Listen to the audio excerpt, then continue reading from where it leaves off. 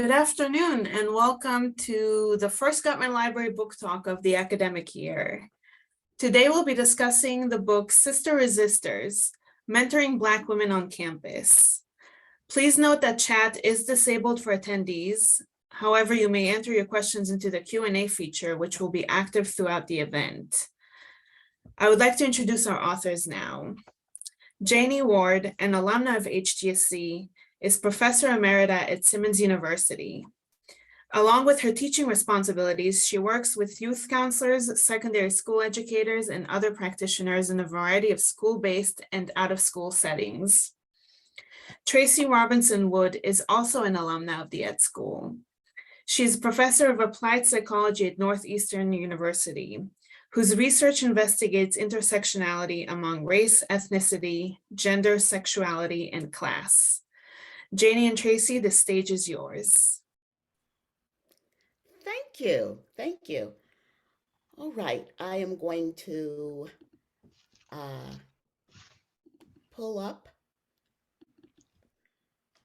my PowerPoint. I want to make certain that everyone can see the PowerPoint, and we would like to welcome everyone this afternoon to our presentation on a book that Tracy and I are really proud of, and we entitled it Sister Resisters, Mentoring Black Women on Campus. So welcome. And what we would like to remind you of is that our book, we'd like to first thank Harvard Graduate School of Education. It's really great to be back after so many decades away. Our book is published from Harvard Education Press. And if you so choose to purchase it, you can save 30% when you mention the sales code that is on the screen. That is hard for me to see right this moment. Here we go. SRGL22. And that offer expires on October the 20th, 2022. So next, I'm going to turn it over to Tracy, who's going to give you a sense of how today's talk will proceed. Well, welcome everybody. We are delighted that you are here. It is good to be back at the Ed School. So today we're going to start off by talking about mentoring. Janie and I will share a little bit about our own mentoring experiences. And then Janie will talk about Black women's experiences on campus and also describe the 4 elements of resistance. I will spend some time talking about white women as mentors. And then Janie will talk about constructing resistance strategies. And then I will end with a discussion of mental health and care. All right. So, as you can imagine, 2 Black women who are going to write a book about Black women and mentoring, you know that we had to start from our own experiences. And what we do in the very beginning of the book is we talk about what kinds of mentoring experiences or not we had when we were in college and graduate school. So, in my own personal story, I share with the reader that I first started in a program at NYU that was in TV and film production. This was quite a few decades ago, at a time when I was enrolled, there were absolutely no women, Black women, who had made a full length feature film, and very few Black women who were in the TV industry, um, and very few Black men for that matter. Did I know this? No, I did not. And when I got to NYU, I had loads of fun making student films, but I knew absolutely nothing about the industry itself. I didn't know how male it was. I didn't know how white it was. And I didn't know anything about how important personal relationships and networking was to get into that industry. I really could have used a mentor. A few years later, when I got to graduate school, things were different. I was at the Ed school and I was around a lot of very savvy students. And especially, I was watching my white colleagues, paying close attention to how they were navigating Harvard. And I was starting to learn that you really do need to make some deep relationships with faculty because that is where you're going to get exposed to research and internships and things like that. But it was still really hard to do that. But the one thing that I did have at Harvard and really learned to appreciate was my other Black colleagues, many of whom were women, a lot of whom were men as well. And we supported and provided guidance to each other. So we did a lot of peer mentoring, and I'm really grateful for that. For example, that's where I met Tracy, a lifelong friend that I think of as a sister. Um, but it led us to think about what would happen if things had been a little bit different in terms of our mentoring experiences. Tracy? Thank you, Janie. Um, I do not think there would have been a Dr. Robinson without Janie Ward. And I'm thinking about Serena Williams' lovely nod to her sister Venus at the US Open.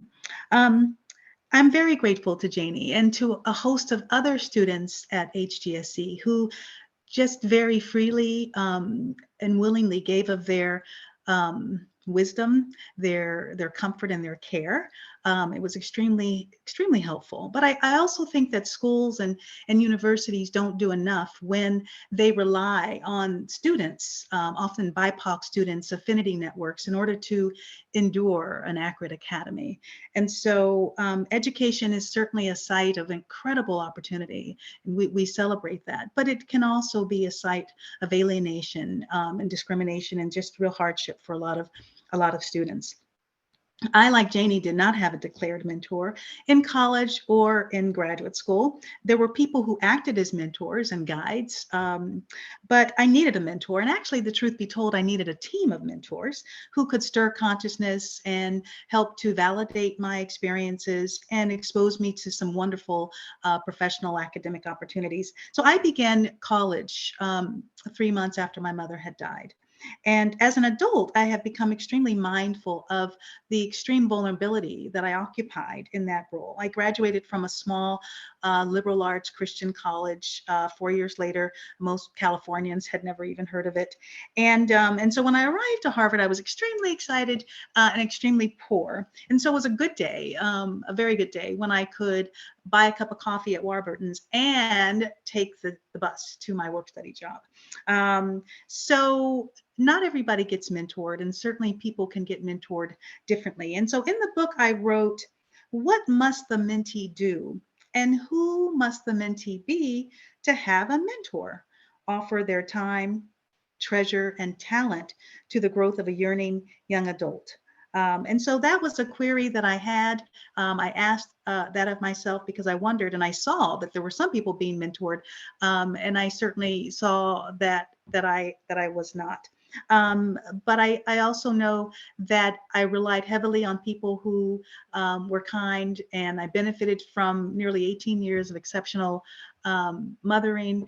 And so opportunities were there, and I'm grateful that I was able to take advantage of them. But this book is dedicated to mentors across the world of diversity to basically shine their lamps and illuminate the paths of young mentees who are in need of their mentorship and their guidance. Thank you. So, Tracy and I just shared our experiences with mentoring. But what do we mean by mentoring? So, Tracy and I think of mentoring as the work of supporting the intellectual, emotional, and social development of college students in their early adulthood years and beyond. Now, generally, we are used to thinking about the adolescent and the young adult years as an important period in the life cycle of young women's growth and development. To be sure, there is no monolithic Black woman's experience, just as there's no monolithic white woman's experience. Mhm. Individual Black women have multiple identities, ethnic, socioeconomic, gender, and other identity statuses and experiences. Now, that said, college is a time of intellectual development, identity work, and learning to stand on one's own, as well as preparing for a future career. But it is also a time in which Black women are engaged in the work of confronting the realities of everyday gendered racism, the microaggressions, the stereotypes, the lowered expectations, and the interracial and sometimes intraracial tensions, all of which must be navigated. So, as Tracy and I sat down and were thinking about mentoring, we were thinking about our experiences as professional um, uh, professors. And we shared a lot of really sad stories where young Black women would come into our offices crying about their experiences. They would tell us about stories where university personnel are struggling to recall or pronounce their unusual names despite being corrected about it many times. They shared stories where Black female students are assumed to be housekeeping staff. They're told that they're taking the seat of a more deserving white student. They are assumed poor, presumed incompetent, and they're assumed to have knowledge about all things racial, even though they don't. So, most problematic are the stereotypic misrepresentations that they have that Black women are seen as too loud, too aggressive, too mean. Our book is filled with case studies, vignettes, and stories from previously published research studies, from our own studies, including survey data and focus groups, and from our decades of experiences gleaned from our many roles as faculty, administrators, clinicians, researchers, and global citizens. I'm going to share with you a story that we have in the book that gives you an idea of some of the things that young women are dealing with, especially in predominantly white institutions. This story features Jackie and Anne Marie. Jackie enters her dorm room. She drops her backpack on the floor near her bed and flings herself face down. Her roommate, Anne Marie, can hear her muffled sobs. She hands a tissue to her friend and waits until she's ready to talk. He did it again, says Jackie, wiping away tears. That professor hates me. He chooses the hardest questions, waits, and then calls on me to answer in front of the class. What's the matter, Miss Washington? He says in that condescending tone. You don't know this, even though we've gone over this equation many times in class? Do we all have to sit here and do it again because you just can't seem to get it? How did you get into this program anyway? The two young women sit in silence for a moment. It was so embarrassing, Jackie says, sniffling. Everyone was staring at me. Even I started to wonder why I'm in this program. Mm. Come on, girl, said Anne Marie. You know you're exactly where you should be. That man has done this before, and he's probably going to do it again. That's his problem, not yours. And I heard he does this every year with all the students of color who take his class. He knows if you don't pass his class, you don't move on in the program. And maybe that's exactly what he wants. We ain't giving him the satisfaction. You came here to do pre med, and you're going to medical school. You've come too far to quit now. We need you, Dr. Washington. Come on, let's figure out what you got to do to get through this class. So, fortunately, Jackie and Anne Marie had each other. And as you heard from Tracy and I, traditionally Black women have tended to lean on each other for support and guidance. But it begs the question we have to ask, what would it mean for young women of color to have mentors who are wiser and more experienced, sure, but who are also skilled at providing important feedback around navigating gendered racism in college and later in one's career? So I shared some of the issues that Black women face, particularly in predominantly white institutions. But it's equally important that I highlight the strengths that Black women bring to or find on campus.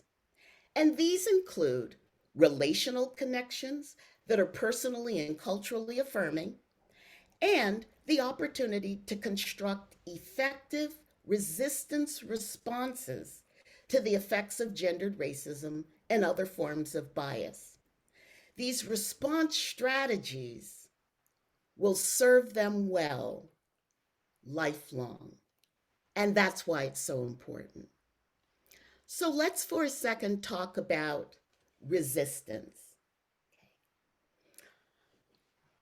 When we talk about resistance responses, we speak of response strategies that are designed to push back against efforts to invalidate, demean, discount, or otherwise derail Black women. And we also believe that resistance strategies are called for when Black women feel that they just have to stand up for something that's important, like one's identity or social justice pursuits on campus, or maybe feeling absent or miseducated by the coursework in the curriculum that they are receiving. All of these are examples in the book. Now, often when the word resistance is used, it's frequently associated with oppositional, disruptive, and belligerent behavior, suggesting something that needs to be reduced or eliminated for positive outcomes to occur. We think about resistance very differently in the college context. We believe that optimal resistance is a core competency to be nurtured and respected. Now, I'm going to put this, change the screen. Black folks have a very long history of resistance. We have been actively pushing back against our oppression since we arrived on these shores.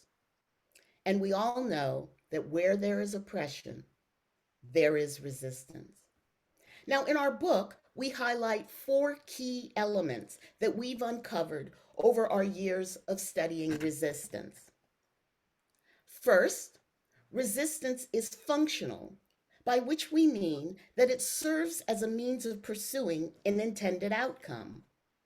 For example, it could be a sense of personal or group liberation from the constraints of racial and gender bias and discrimination that's placed on one's life. Second, we have found that resistance strategies can be optimal or they could be suboptimal. Sometimes the strategies that we choose aren't in our best interest. They might be reactionary and focused on the short-term relief as opposed to a decision that's going to serve us well in the long term. Third, the resistance that we highlight is about pushing back against the negative forces of oppression and taking a stand in support of positive, self-affirming end goals. And then lastly, we have found that there's a dialectic relationship between resistance and resilience, by which we mean Black women who optimally resist strengthen their ability to remain resilient over time. So the question becomes, where do white women fit into this work? Tracy? Thank you, Janie. So first, we recognize the diversity among white women and do not see white women as a monolith. You can advance the slide, Janie. So we respect the intersecting identities with regards to their ethnicity, nationality, language, socioeconomic status, ability. Um, and so we don't construct a binary of white women just being shrouded only in privilege and Black women being denied it. Because we do certainly approach our work from an intersectional lens.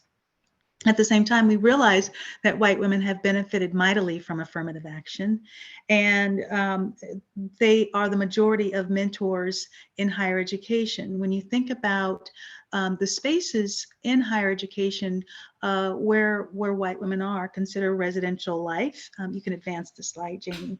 So within student development, for example, which also includes residential life, but orientation, admissions, peer mentoring programs, study abroad programs. And then with career services, that is really an existential question of who am I, what am I good at, which way should I go, what should I study? And students are oftentimes looking for adults who can help them to make sense out of those questions. And of course, the big issue of financial aid, when we consider just how much money it requires to be in school these days. And so students are oftentimes not just asking a question of, well, am I going to be eligible for financial aid, or when is my financial aid coming, but what am I going to do if I don't get it? And what does that mean for my ability to stay in school? So certainly mentors will be dealing with a lot of angst and anxiety among students with respect to this big issue of money. We also know that white women are the majority of mentors because they tend to, along with other women, volunteer for this work, which is oftentimes unpaid. But in residential life, that's where we also find women who are mentors in the residence halls, working with students after hours and before hours.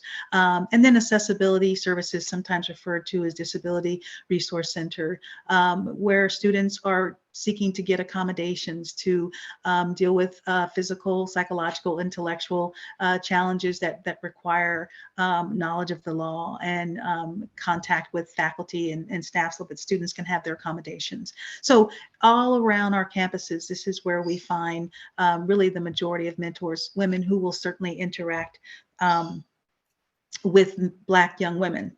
Next slide, Janie, please.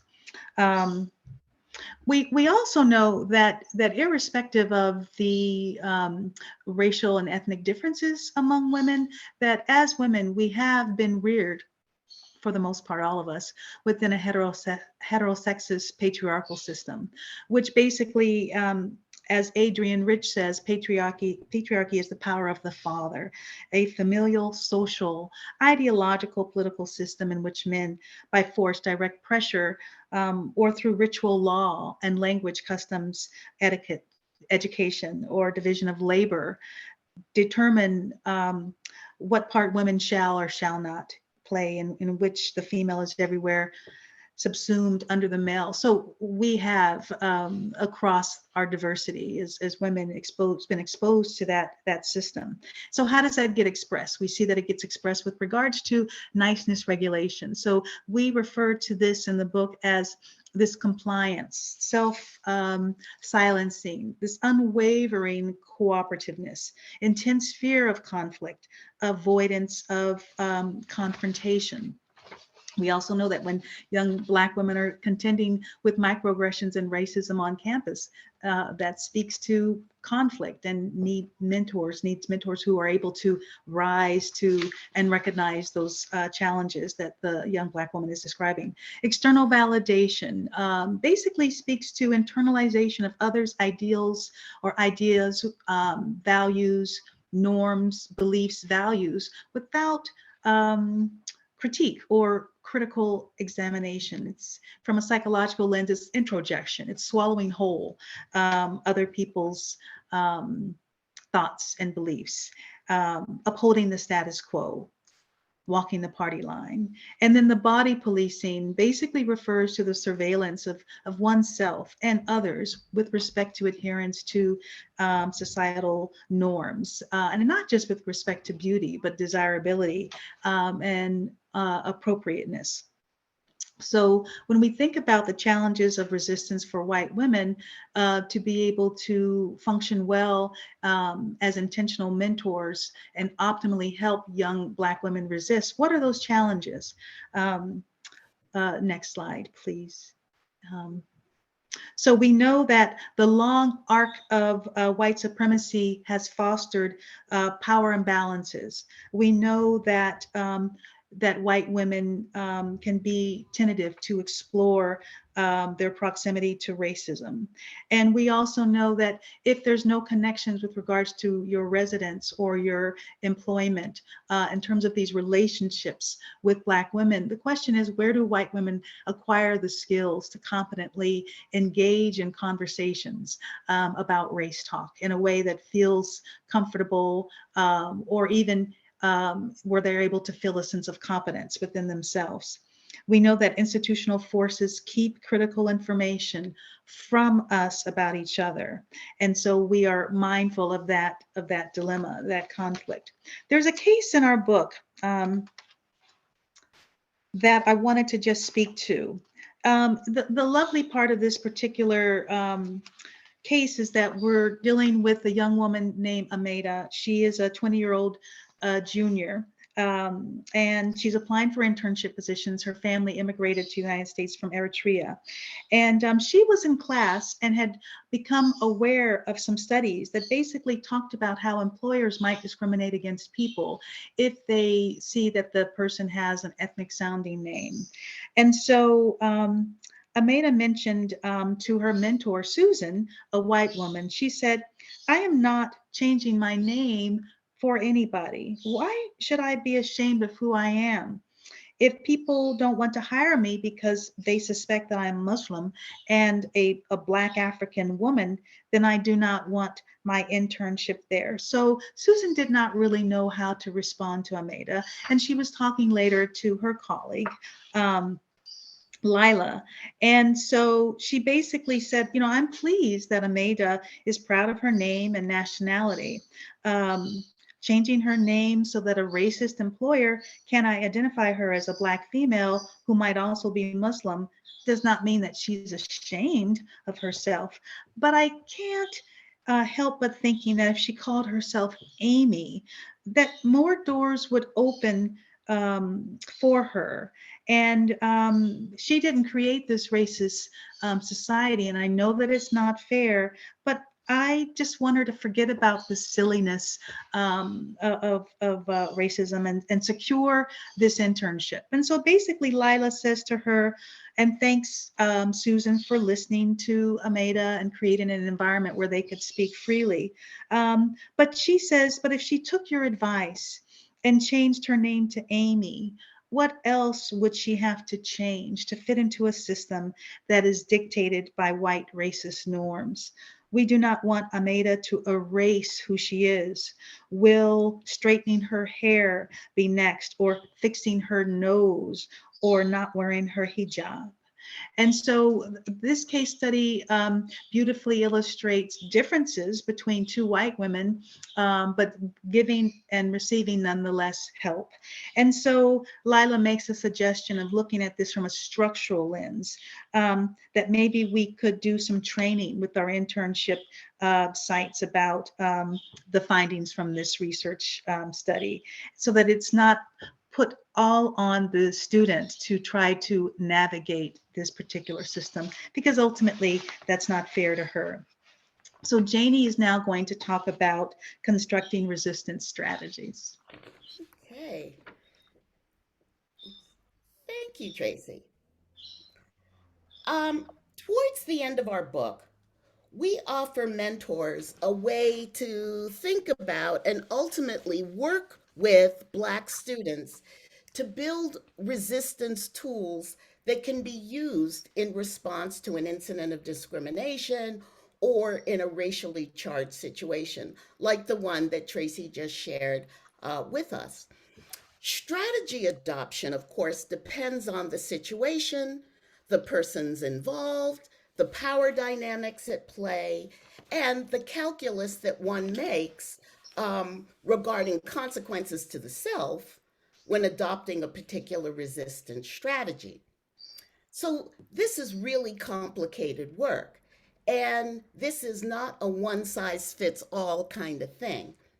It requires adopting a range of skills, including decision making capacities and problem solving techniques. It requires emotional intelligence to handle race based conflicts and resolve um, race based problems.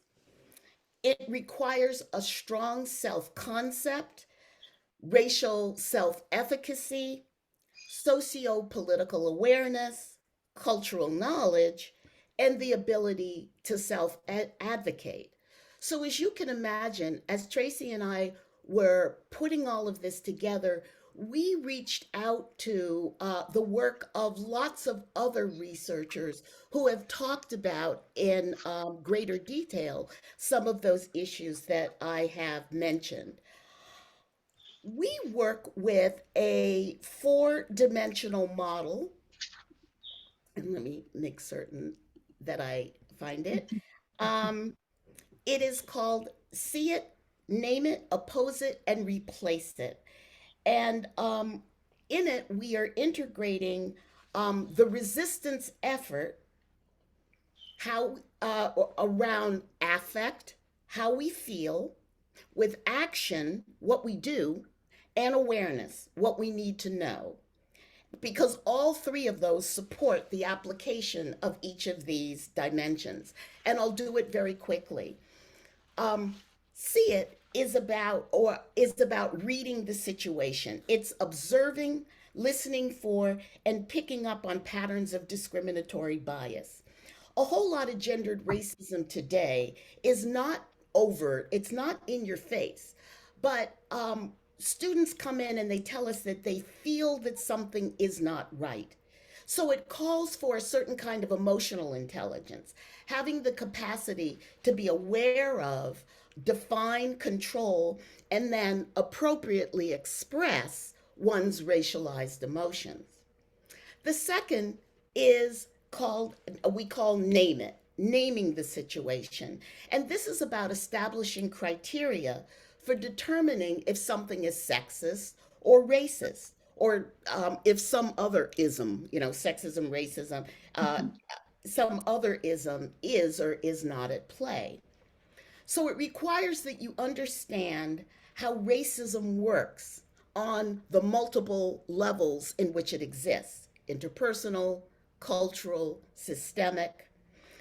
And that requires those critical thinking skills that we're inculcating in college, like deep intellectual interrogation, social analysis, critical consciousness, and political critique, helping students to think carefully about what they see, hear, believe, and feel. Because, not everything is racism, not everything is sexism. But when it is, you have to act. And that takes us to the third dimension, which we call opposing it. And that's opposing negative situations.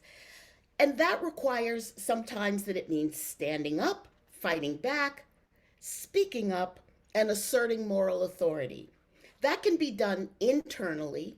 Tracy and I talk about fortifying from within, or externally. Maybe you join with others.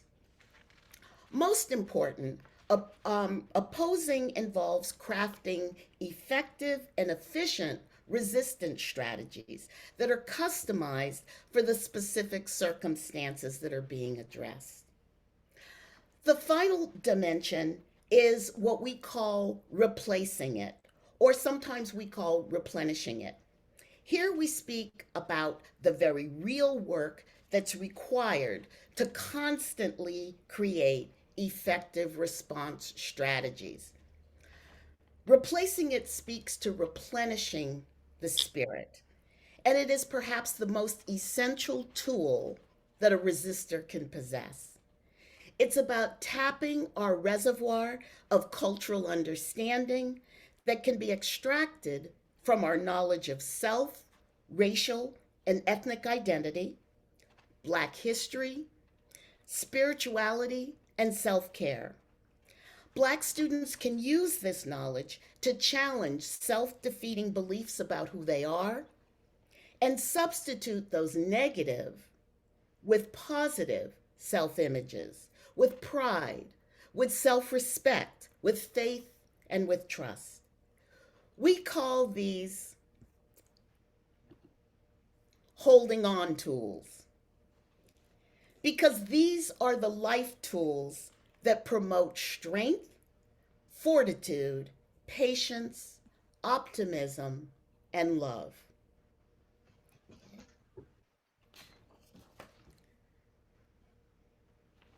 So, as you can see here, as I had mentioned, faith and spirituality, and we're not necessarily talking about religion, but it could be prayer, a sense of self far greater than anyone's disbelief, and then the other knowledge that we hope that students are going to get by taking courses, by doing internships, by doing that self work.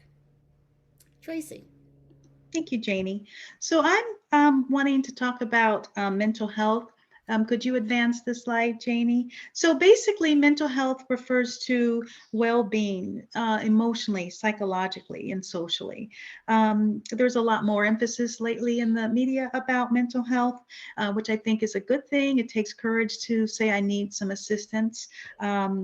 And yet we still know that there is stigma around mental health. But there are forces that impact the mental health of young Black women. And we certainly know that COVID has been a wrecking ball for the planet. But we also know that people already had pre-existing vulnerabilities prior to COVID. And we know that in addition to pandemics, other types of forces that are very challenging to people's ability to hold on can include racism, racial trauma, adverse childhood experiences, ACEs, so includes poverty and violence, and certainly policing that can be very difficult in BIPOC communities. So mentors need to know when other resources could be helpful to them in their work with their mentees. So we also believe in the importance of a toolkit, a resistance toolkit for supporting resilience, because we realize that this work is challenging. And if it's done well, it will be difficult conversations, but we believe the gains will be much greater than the losses. So offering compassion towards self and others, mistakes will be made. It's important to be mindful of that. Acknowledgement of pushback from others. Not everybody is going to celebrate when a white woman or other mentor begins to call out racism. Embeddedness in healthy, caring communities. You need other people who, as Janie beautifully articulated, need to encourage you to keep on keeping on. And awareness of what and when other resources are needed, which I just mentioned. Others, next slide, Janie. And then holding hope for the future, but also setting boundaries, which can be challenging when you consider the niceness regulation that I talked about earlier, expecting justice. And then also, as Janie mentioned, a belief in self far greater than others' disbelief. And in the book, we have quite a nice long discussion of what resistance tools are for people as they do this important, but nonetheless challenging work.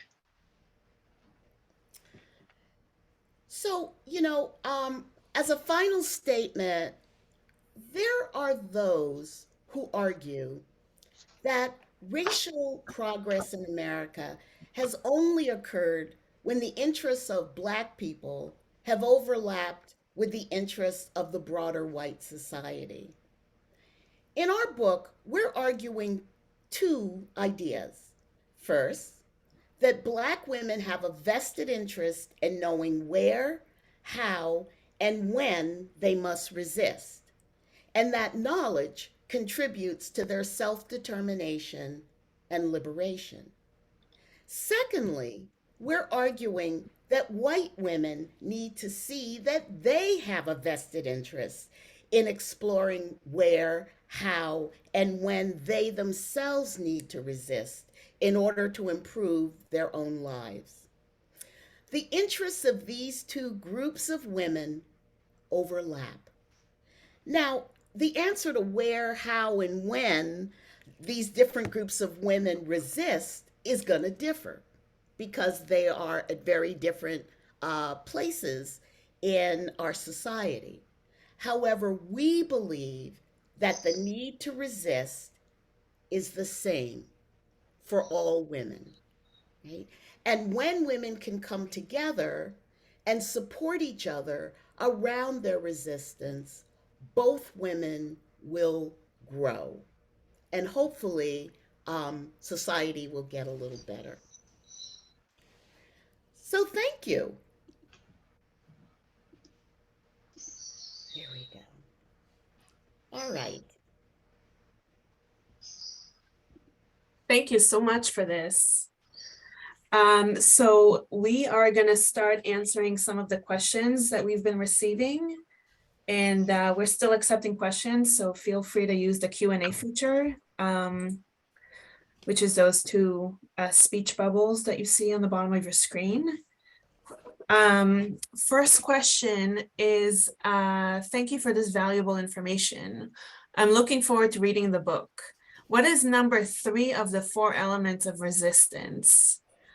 So number 3 is the idea about pushing back against, let me see my notes, against the negating forces of oppression and taking a stand in support of a positive, self-affirming end goal. So it's broadening the idea of resistance. Resistance isn't just about fighting against something, but sometimes it's about standing up for something. And it's been so interesting to us when students come into our offices and want to talk about, uh, what it is that I've been learning in class is important, but it's really also important that students are exposed to XYZ, right? That students learn how to do RST, right? It's taking a stand for something, right? It's not just always fighting back. Thank you. I have another question here. What do you think is missing in terms of the research into mentoring Black women in academia? If you were to write a sequel to your book, where would you focus? It's a lovely question. I think it's one that certainly Janie and I have touched upon. We believe it has to do with this macro environment. It's one thing for Black women to be clear about optimal resistance strategies. And as Janie articulated, Black people have a history of resisting and resisting well. But what does it mean to resist well, but also you're constantly pushing up against an environment that isn't doing, if you will, their work, or it's an accurate academy, that the university or that even K through 12 schools aren't thinking about climate changes, the ways in which the climate is not helping all students, even white students, to embody global citizenship or equity and inclusion ideals. And so I think that we need more research that helps us to be able to evaluate and understand the work that many institutions say that they want to be committed to, and yet where is the evidence of that work that they're doing, and how are we tracking that and being able to understand with confidence that as an institution, this is what we are doing, and this is what we're doing well. And this is, there's evidence here that it's being done well. And this is where we need to continue to grow, because we are not doing as well as we perhaps could do, but also to disaggregate. Oftentimes Black people are put into one big pot, and we know that there's tremendous variability and diversity among Black people with regards to ethnicity and nationality and class and what have you. And I think it's important to understand the different trajectories to higher education for different people with respect to immigration status, or having your people having a history of access to or being slaves in this country and what that means in terms of your trajectory to higher ed, and even the challenges and experiences that you might face as a function of that intergenerational trauma. Did you want to add anything to that, Janie? No, I think you did a great job. That Oh, was thank great. you. Great. We have a few more questions here. What advice do you have for Black women staff that are on their way to burning out? Hashtag we are so tired. Well, know that you are not alone. There are a lot of folks around the country who are feeling worn out these days. The pandemic has done a number on us, and the changes in our economy, the rising cost of living is kicking our collective fannies. And institutions are changing. Tracy and I have been teaching for over 40 years, and we have seen a whole lot of changes take place in higher education, and not all those changes have been for the better. So if people are feeling beat up, it's because they have been beat up. That's number one. But at the same time, we as a people have been beat up many, many times, and beat up much worse in the past than we are uh, being treated today. And we have to remember that. That is one of our holding on tools, right? That we are a race of strong resistors who continually push back and continually stand up for what we believe that we deserve. And sometimes um, the work that we do with students makes change quickly in ways that everybody can see. But at other times, in other circumstances in our lives and in the life of the society, the culture that we live in, the changes that we make are very small and incremental. That does not mean that nothing's happening. And we have to remind ourselves that it doesn't mean that our work is in vain. We have to keep working. We have to work in a way that preserves our ability to keep on keeping on, right? And that requires what Tracy was talking about with self care, right? The mental health issues that students are dealing with are real. And the mental health issues that staff and faculty and administrators are dealing with is real. And it's not going to go away on its own. So we have to take care of ourselves and take care of each other while we have our eyes on that end goal. And I would just add, I think it was beautiful what Janie said. I think it's important, and I'm putting my clinical hat on. I think there's a distinction between what's nice and what's necessary, and self-care is necessary. And I think oftentimes women are socialized to be selfless or to care more for other people than to care for self. And so there's a difference between being tired and being exhausted to the point of becoming ill. And so I think that people have to ask themselves, are there any type of different choices that I can make in my life to still maybe keep on working? Because if I don't work, then I can't pay the rent or mortgage or, take care of my family. And those are real. And yet, is there anything I can do differently? Is there anything I can ask for? Is there any help that can be given to me? Are there boundaries that I can put into place so that I can say no and not say yes so often? Or when am I thinking about perhaps transitioning to a different job? Because sometimes that can give you hope to allow you to put some things in place so that you just don't jump and say I'm leaving, because that can create some other issues that are very challenging and difficult in a person's life. And to sometimes maybe seek out some mental health. Having 50-60 minutes just with your own person to listen to you can be very, very helpful to a person's mental health. Thank you. I have another question here. Can you talk a little about the misinterpretation of Black women seeking and connecting with Black women for support and mentorship as being exclusive to other women, both white and of color? Could you repeat that question? I want to make sure I understand it. Sure. Can you talk a little about the misinterpretation of Black women seeking and connecting with Black women for support and mentorship Mhm. as being exclusive to other women, both white and of color? As being exclusive to other women. Um, I'm not, I don't know if I totally understand what you're talking about, but um, I would, as being exclusive to other women. Does somebody, can somebody help me with that part? Well, I'm just wondering, I know that I'm thinking one of the questions that we were asked, Janie and I, when we were doing some radio interviews this summer, a question that we did receive was, well, you are talking quite a bit about white women in your book. Why is that? Do you think that white women perhaps are ready to stand in that space of mentoring Black women? I don't know if the question is speaking to that, because I too wish that I could have a conversation with the person who's posed the question to really understand, so I can give a response that feels meaningful. But I don't know.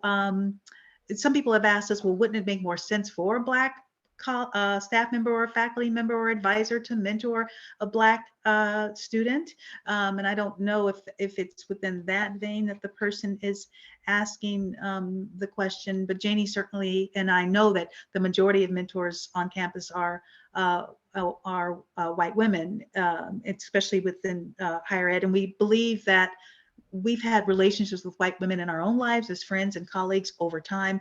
We feel hopeful that this work can be done, but we also realize that there are real threats and challenges to resisting well over the long haul. And if we value anti-racism work, then there has to be evidence of all people shouldering that. Otherwise, it's put in the lap of a certain group of people. And I think that that's it's inconsistent with the claim of being anti-racist. I didn't know if you wanted to add to that, Janie. Yeah, no, I think I hope that that answers the question. We certainly cannot expect the victims of bias and discrimination to be the only people who are concerned about it, Mm. and who are actively involved in confronting these problems. And so we hope that our book is an invitation to, to white folks, women in particular, because they are often in these positions, to get in there and join with their Black sisters and become sister resistors, right? Do the work together and learn from each other. Because there's so much that white women can learn from Black women about resistance, that will help them to lead the kind of lives that they want to lead. Thank you. We might have enough time for maybe another question or two. At the beginning of the talk, you mentioned the question of how Black women become mentored. Can you speak a bit to the ways that people can become mentored or find meaningful mentorship when the mentor is not really presenting themselves, even when a person is taking active steps to seek mentoring? I think it's a good question. I think the person is saying, what does a mentee do if there's a vacuum with respect to the availability of mentors? Well, I think in situations like this, some schools are taking strides to offer mentoring programs. But sometimes there is informal mentoring where, and certainly Janie and I experienced it over the years, well, students will make a beeline to your office because they read you as someone who can do that work. The challenge is that that's beautiful work, it's important work, and it could fall on only a certain number of people. And sometimes the university may not recognize that beautiful work within the context of real merit or service. And so it creates inequities with regards to people seeking tenure. So or being seen for their presence on campus is meaningful. So sometimes the question is, do you identify a person you wish to work with and maybe approach them? Do you perhaps enlist the help of other people? I think a lot of times I wouldn't have known at 18 to have even thought to ask who could mentor me. So I think it can be a challenge. This is where maybe staff or faculty can say, why don't we create a mentoring program so that it's available? If we create it, people will come.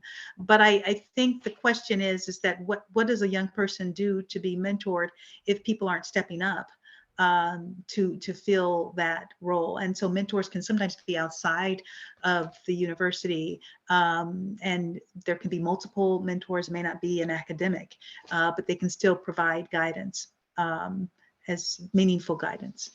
Mhm. Yeah. And sometimes simply asking the question of students, what do you need? What do you think you need? Right? Could be a question that a white woman who is a Mhm. sister resistor could do. Even if she does not have the answer, at least she knows what it is that is needed at this time. And maybe she can use her status, her connections to ask around and see if there's somebody on campus who could step into that role. And the magic word of I don't know yet, right? So you may not know right now, but you can find that out. And sometimes we can just respect the gap of not knowing and then seek to find that information later, in response to what Janie had suggested of, she could Absolutely. perhaps a real good, meaningful information to a young woman. We might have some time left for one final question. You guys are great with the questions. Thank Yeah, we you. really stepped up. What are some strategies mentor can employ when mentoring young Black women remotely, as there are so many online classes? I'm concerned that online platforms prevent real connection. Yeah, we've gone through a couple of years of online, and boy, do we know what you're talking about. Um, I have colleagues who have said that the online environment has created more opportunities for some students to connect with faculty Mhm. because so much is done via email, um, or via a personal Zoom conversation with a student. There are some students who are more comfortable having a conversation on Zoom than they would be seeking you out on campus and coming Mhm. into the intimacy of your office space. That feels scary, but doing it on Zoom feels like it's just less scary. So that's one thing that can happen. Making an appointment with a student to talk with them by phone, by email, or by Zoom. Yeah, Thank you so much. Um, but keep talking. Keep keep keep talking, keep reaching out, keep communicating that you want to hear from them, right? That's what's most important. Definitely. Thank you so much for this very important conversation. And I look forward to us meeting again. Thank you Yeah, so much, thank you. Marianne. It's been a Thank you. pleasure. This was Mhm. great. Thank you. Bye Thank all. you. Bye, everybody. Bye.